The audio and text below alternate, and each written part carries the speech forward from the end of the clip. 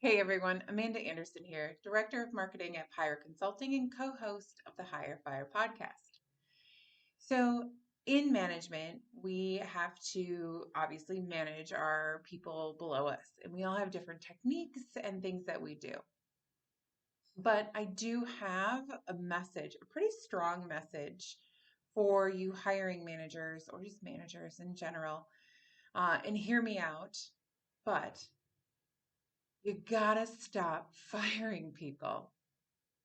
Sit back, relax, and enjoy.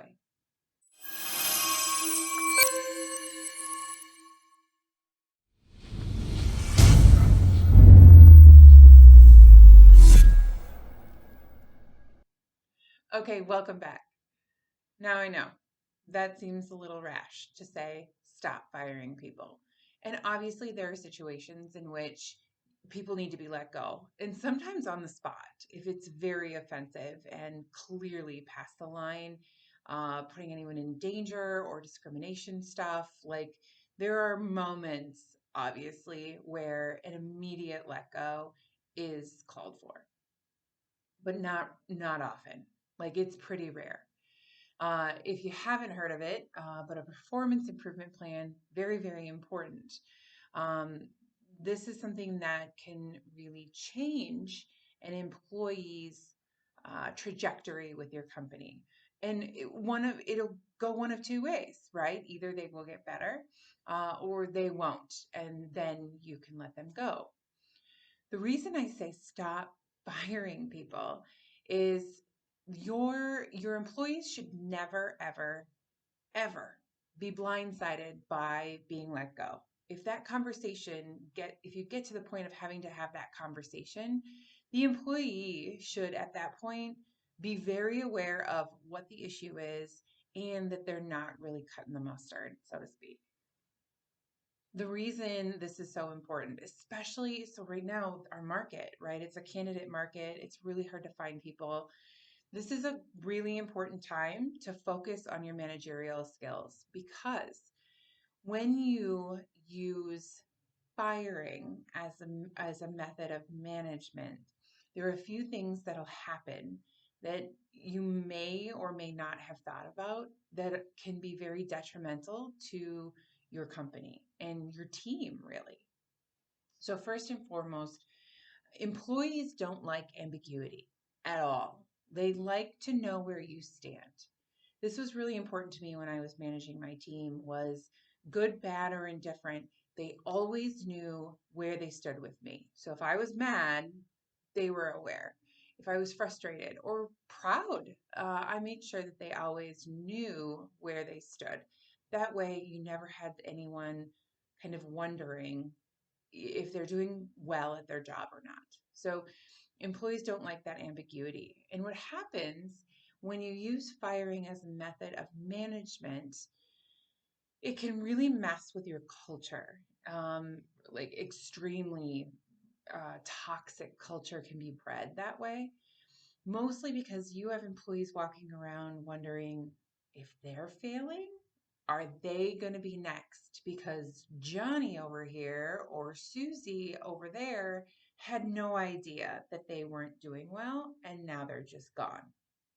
And employees talk. So if you let someone go, you can be sure that they're going to be letting other employees know that who they were friends with, kind of what happened.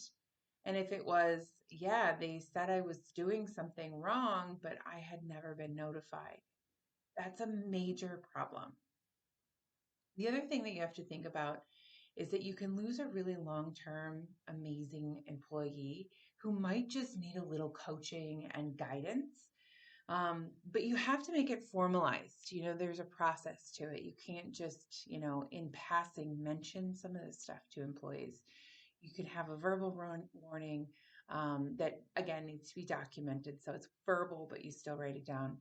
Um, and then do a full on written performance improvement plan with follow ups and everything. Doing that proves to employees that you care about them and that you want them to succeed.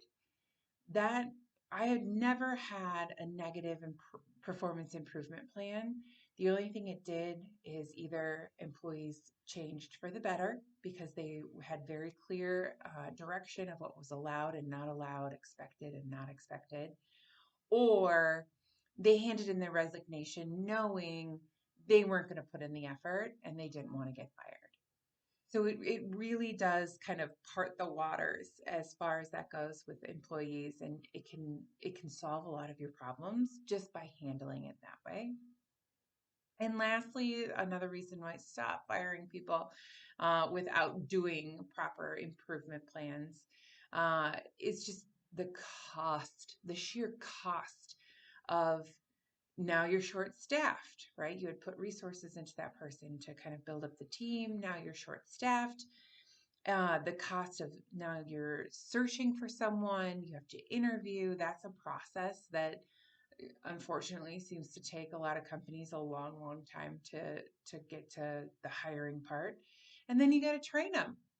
And then again, if you don't give that information to your new employee about what's good and what's bad, you're creating a really gross and costly cycle.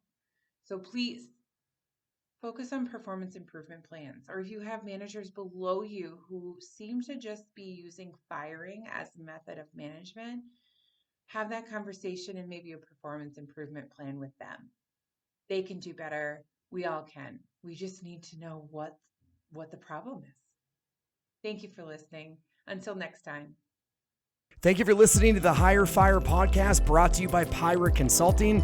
Check us out on LinkedIn, Facebook, Instagram, YouTube, or online at pyraconsulting.com.